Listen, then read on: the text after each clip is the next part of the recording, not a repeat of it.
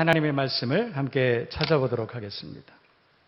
이사야서 45장 5절에서 7절까지 먼저 읽어드리겠습니다. 나는 여호와라, 나 외에 다른 이가 없나니 나밖에 신이 없느니라. 너는 나를 알지 못하였을지라도 나는 내 띠를 동일 것이요 해 뜨는 곳에서든지 지는 곳에서든지 나밖에 다른 이가 없는 줄을 알게 하리라. 나는 여호와라, 다른 이가 없느니라.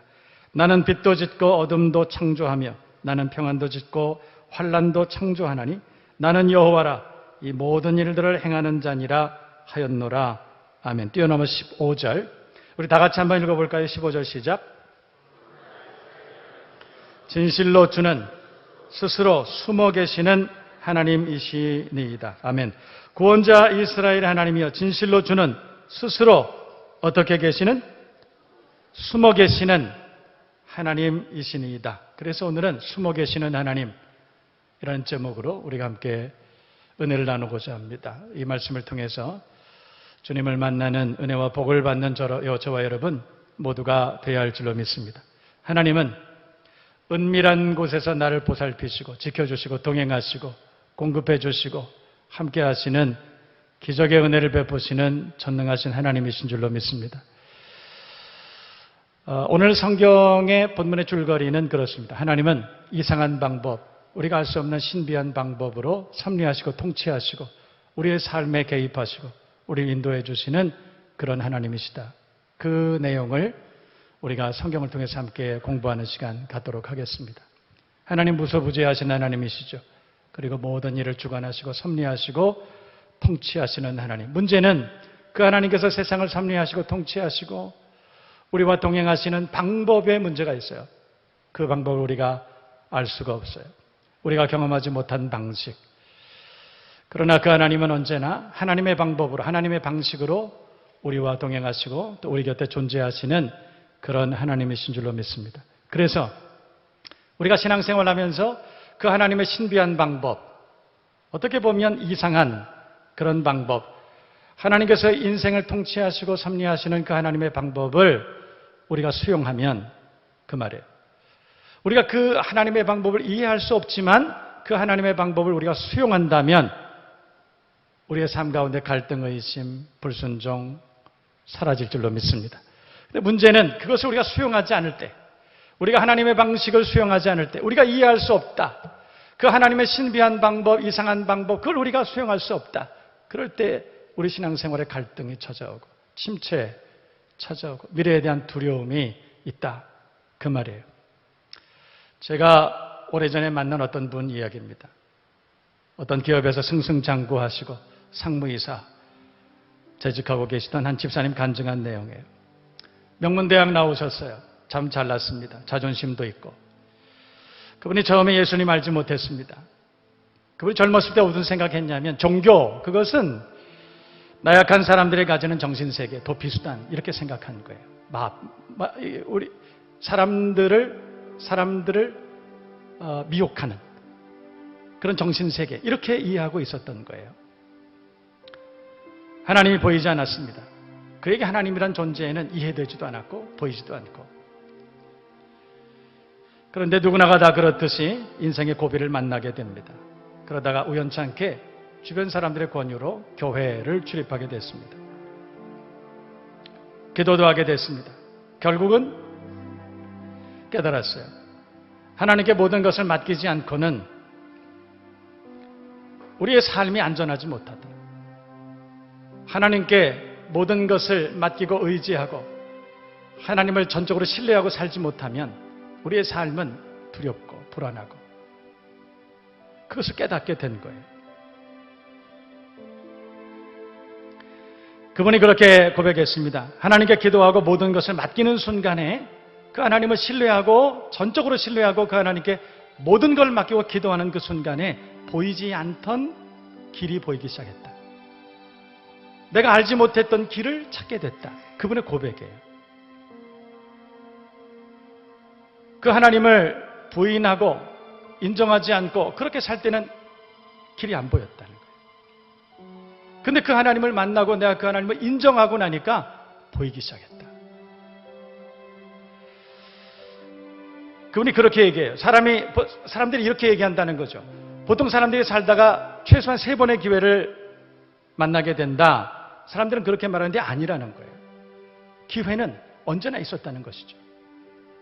사람이 살다가 3번 기회를 만나는 것이 아니라 기회는 언제나 있었는데 우리가 그 기회를 발견하지 못했기 때문이다. 이렇게 얘기해요. 마찬가지로 하나님의 은혜, 하나님의 사랑, 하나님의 개입하심, 지도하심, 보호하심, 그것은 언제나 우리와 동행하고 언제나 우리 곁에 있었지만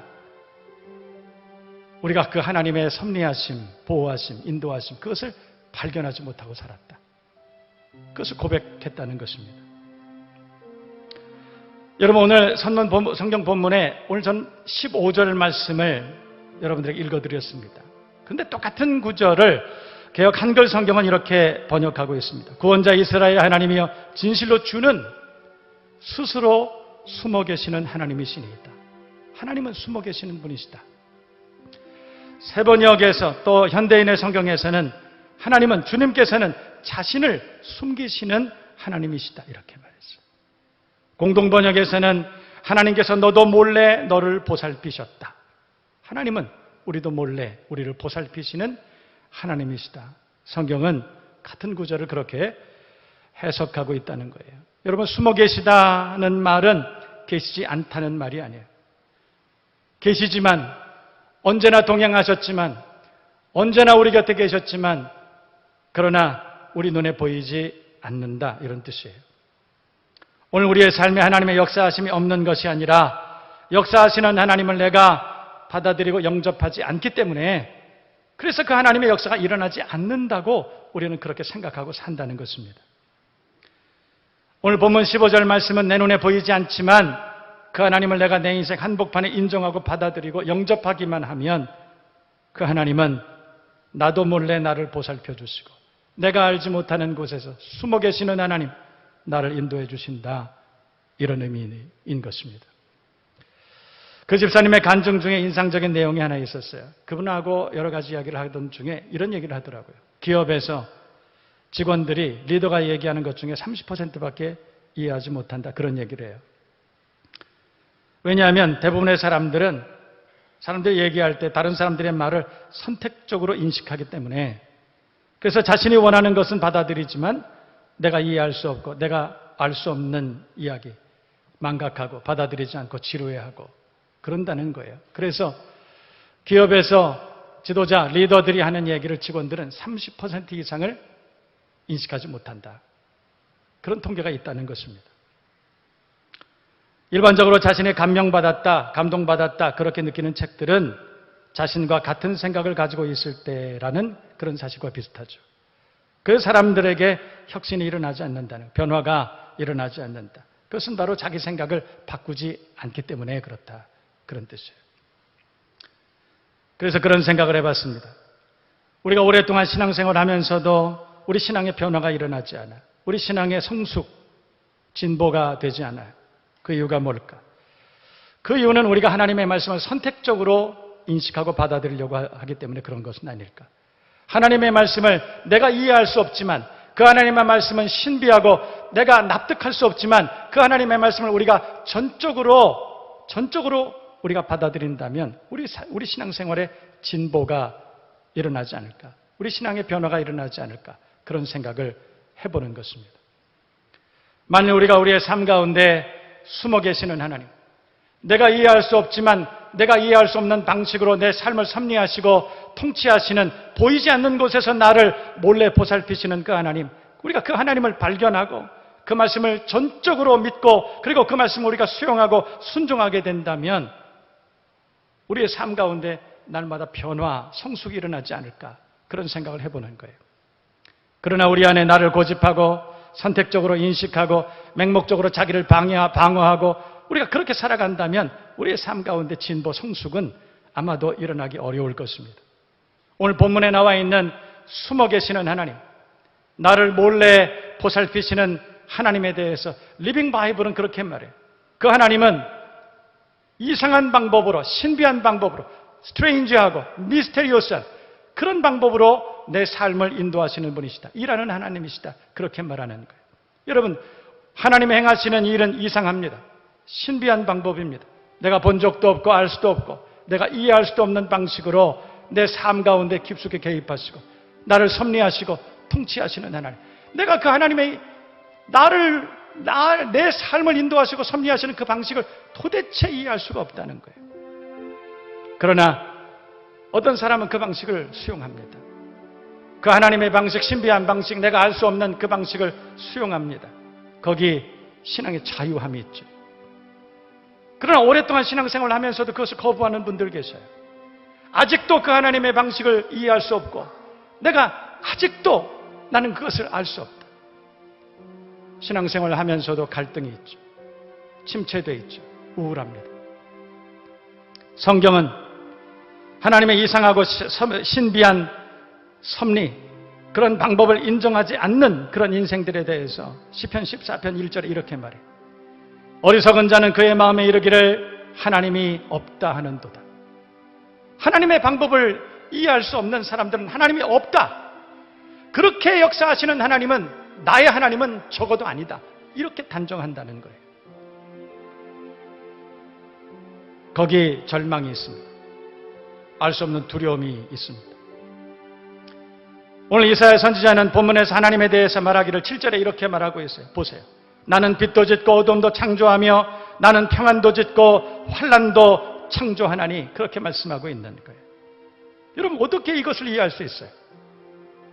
빛과 어둠이 어떻게 공존할 수 있습니까?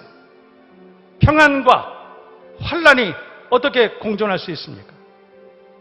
그러나 오늘 성경은 그 일이 하나님께서는 가능한 일이다, 이렇게 말해요.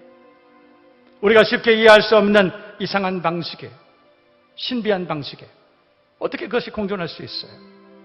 문제는 우리가 그 사실을 믿든지 안 믿든, 우리가 인정하든 인정하지 않든 간에 하나님은 하나님의 방식으로, 숨어 계시는 하나님은 내가 알 수 없는 방식으로 지금도 몰래 보살펴 주시는 하나님이시다.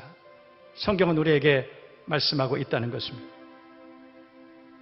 유명한 교부였던 어거스틴은 자신의 고백록에서 그렇게 말해요. 내가 하나님 품 안에서야 비로소 안식을 찾았다. 내가 하나님 품 안에서 하나님의 그 이상하고 신비한 그 섭리 방식을 인정함으로 내가 안식을 얻었다. 그런 뜻이에요. 우리가 신앙생활을 하면서도 하나님의 그 이상한 방식, 우리의 삶에 개입하시고 섭리하시고 통치하시는, 우리의 가정, 우리의 자녀들을 인도하시고 사랑하시는 그 이상한 방식, 그것을 인정하지 않을 때에는 나는 괴로웠다는 거예요. 자유함이 없었다는 거예요. 그러나 어느 날 내가 그 하나님을 인정하고 그 하나님의 신비한 방식, 우리의 삶에 개입하시고 섭리하시는 그 하나님의 그 이상한 방식, 그것을 내가 수용하는 그 시간에 나는 비로소 신앙의 자유함을 얻었다. 오늘 본문 5절에서 7절은 나도 알지 못하는 방식으로 내가 볼 수 없는 곳에서 몰래 나의 미래를 보살펴 주시는 그 하나님에 대하여 기록하고 있어요. 하나님 어떤 분이실까?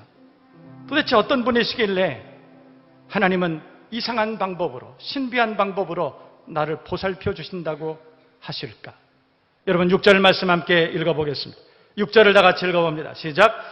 해 뜨는 곳에서든지 지는 곳에서든지 나밖에 다른 이가 없는 줄을 알게 하리라. 나는 여호와라, 다른 이가 없느니라 말씀하고 있습니다. 하나님은 해 뜨는 곳에서부터 해 지는 곳까지 어느 곳에나 계시는 무소부재 신비한 하나님이시라고 그렇게 말해요. 시편 139편 7절에서 10절은 내가 주의 신을 떠나 어디로 가며 주의 앞에서 어디로 피하리이까? 내가 하늘에 올라갈지라도 거기 계시며 음부에 내 자리를 펼지라도 거기 계시니이다. 내가 새벽 날개를 치며 바다 끝에 가서 거할지라도 곧 거기서도 주의 손이 나를 인도하시며 주의 오른손이 나를 붙드시리이다. 다윗은 내가 사망의 음침한 골짜기 다닐지라도 해를 두려워하지 않을 것은 주께서 나와 함께 하심이라. 사망의 음침한 골짜기를 갈 때에도 거기서도 하나님은 나와 함께 하셨다. 그렇게 말하는 거예요. 1900년대 초에 중국으로 파송됐던 어떤 선교사님이 세계 기독교 회의에서 그렇게 고백했어요. 나는 그곳에 하나님을 전하려고 갔지만 하나님은 이미 거기에 계셨다. 여러분, 하나님은 어디에나 계시고 그리고 지켜봐 주시고 듣고 계시고 알고 계신 좋으신 하나님이신 줄로 믿습니다. 여러분들이 하나님의 성전에 나와 주의 말씀을 기대하고 예배드리기 이전에 하나님은 미리 하나님의 성전에 좌정하시고 보좌를 베푸시고 여러분들을 환영해 주시고 안아주시고 우리 마음의 원통함과 우리 마음의 간절함을 다 들어주시고 응답하시고 위로하시는 좋으신 하나님이신 줄로 믿습니다. 내가 어떤 고난과 어떤 고통과 심각한 문제 가운데 있을지라도 사망의 음침한 골짜기를 지날지라도 내가 어떤 질병과 내가 어떤 사정과 형편과 가난 가운데 있을지라도 내가 어떤 고립된 가운데 있을지라도 절망과 낙심 가운데 있을지라도 하나님은 곧 거기서도 내 손을 붙들어 주시고 나와 함께 하시는 무소부재하신 전능자, 인도자, 보호자, 동행이신 줄로 믿습니다. 그 하나님을 믿으시면 아멘 하시기를 바랍니다. 그 하나님은 지금도 우리 마음의 간절함을 알고 계시고 듣고 계시고 보고 계신 좋으신 하나님이신 줄로 믿습니다. 여러분, 인생의 모든 문제는 하나님이 계시지 않기 때문에 일어나는 것이 아니라 지금 이곳에 내가 알지 못하는 신비한 방식으로 이상한 방식으로 나를 보살펴 주시는 하나님을 우리가 발견하지 못하기 때문이라고 성경은 우리에게 가르쳐주고 있는 것입니다. 오늘 본문 5절에서 7절까지 말씀 가운데 하나님은 스스로를 가리켜서 나는 여호와라 3번이나 반복하고 있다는 거예요. 하나님은 유일하신 하나님. 세상에 많은 신들이 있지만 그러나 하나님은 유일하신 하나님, 천지를 창조하신 전능하신 하나님이신 줄로 믿습니다. 내가 이해하지 못해도 내가 받아들이지 못해도 이 모든 일이 하나님의 뜻 가운데 이루어지고 있음을 믿는 저와 여러분 모두가 되시기를 주님의 이름으로 축원합니다. 축복합니다. 문제가 해결되지 않는다 해도 우리가 하나님의 그 신비한 방식, 이상한 방식 그것을 인정하고 확신할 수만 있다면 우리는 최소한 무지로 인한 불신앙에서만큼은 우리가 자유를 얻을 수 있게 될 것입니다. 환난 가운데서도 하나님의 사랑을 깨닫고 그런 사람들은 찬양할 수 있는 것입니다. 이해할 수 없는 고난 가운데서도 기근과 물이 없음과 치열한 전쟁 가운데서도 그 신비로운 하나님의 섭리하심과 통치하심을 확신하는 사람들은 그곳에서도 하나님을 기대하며 믿음으로 승리하고 살아갈 수 있다는 것입니다. 여러분, 하나님은 우리 모든 삶을 주관하시고 인도하시는 전능자이신 줄로 믿습니다. 믿으시면 아멘 하시기를 바랍니다. 우리가 쉽게 이해할 수 없는 일이지만 때로는 사랑하는 사람들의 생명을 데려가시면서 우리로 하여금 깨닫게 하시는 일이 있습니다. 때로는 우리가 가장 아끼고 사랑하는 사람들의 쓰러짐과 아픔을 통해서도 하나님은 우리 인생을 귀하게 바꿔 사용하시기를 원하신다는 것입니다. 그때마다 우리는 이렇게 항변합니다. 하필이면 왜 그런 일이 내가 사랑하고 아끼는 사람들에게 일어나야 하는가? 여러분은 창조주 하나님을 믿으십니까? 이 세상을 말씀으로 창조하시고 지금도 역사하시고 주관하시는 그 하나님을 믿으십니까? 우리가 그분의 죽음과 아픔으로 모든 것이 끝났다고 생각할 때 그분을 위한 하나님의 또 다른 세계가 만들어지고 있음을 믿을 수 있기를 주님의 이름으로 축원합니다. 여러분, 그러므로 믿음이란 나도 알지 못하는 신비한 방식으로 세상을 주관하시는 하나님 앞에 그 하나님의 주권에 철저하게 순종하며 무릎을 꿇는 것, 이것을 성경은 믿음이라고 가르쳐주고 있는 것입니다. 우리가 경험하는 악한 일들과 아픔을 통해서도 하나님은 선을 창조하시고 합력하여 선을 이루게 하시는, 그래서 우리의 인간적인 관점을 꺾으시고 하나님의 눈으로 세상을 바라보게 하시는 전능하신 하나님이신 줄로 믿습니다. 가장 아름다운 꽃이라는 제목의 이야기를 여러분에게 들려드리겠습니다. 남편이 죽었다. 결혼한 지 1년도 채 되지 않아 교통사고로 사랑하는 남편이 저 세상 사람이 됐다. 새벽에 경부 고속도로에서 대형 트럭이 남편의 차를 들이받아버린 것이다. 눈물도 나지 않았다. 정신이 없는 가운데 장례를 치렀다. 많은 사람이 위로의 말을 건네며 남편의 죽음을 가져 사실화했으나 나는 인정할 수 없었다. 여름 휴가 때 첫 아들을 안고 고향 바닷가 찾자고 하던 말만 떠올랐다. 그녀는 임신 중이었다. 도대체 하나님을 이해할 수 없었다. 정말 원망스러웠다. 가난했지만 착한 마음으로 열심히 세상을 살려고 노력하던 남편. 다니던 교회의 발길을 끊었다. 그리고 고통 가운데 해산을 했다. 남편이 바라던 대로 아들이었다. 그녀는 아들을 안고 남편의 고향을 찾았다. 동해가 보이는 산자락에 남편은 잠들어 있었다. 그녀는 포대기를 열어 남편의 잠든 무덤을 아기에게 보여줬다. 파도 소리는 끊이지 않았다. 남편을 일찍 데려간 하나님이 다시 원망스러웠다. 아들을 얻은 기쁨보다 남편을 잃은 슬픔이 더욱 컸다. 오늘은 일요일인데 왜 교회 가지 않니? 산을 내려오자 시아버지가 그를 불렀다. 정이 넘치는 햇살같이 따스한 음성이었다. 나가기 싫어서요, 아버님. 왜? 그 일을 일찍 데려간 하나님이 원망스러워요. 이렇게 예쁜 아들 주셨는데도 그래도 원망스러워요. 그녀가 마을 채 끝나기 전에 눈물이 글썽해지자 시아버지가 그를 마당 앞 꽃밭으로 데리고 갔다. 꽃밭에는 장미와 다알리아, 채송화, 도라지 꽃 활짝 피어 있었다. 얘야, 여기에서 꺾고 싶은 꽃 하나 꺾어 보아라. 시아버지가 무겁게 입을 열었다. 그녀는 가장 아름답게 핀 장미꽃 한 송이를 꺾었다. 그러자 시아버지가 다시 입을 열었다. 그것 봐라, 내 그럴 줄 알았다. 우리가 정원의 꽃 중에서 가장 아름다운 꽃 꺾어서 꽃봉에 꽂듯이 하나님도 가장 아름다운 사람 먼저 데려다가 천국을 장식한단다. 얘야, 이제 너무 슬퍼하지 마라.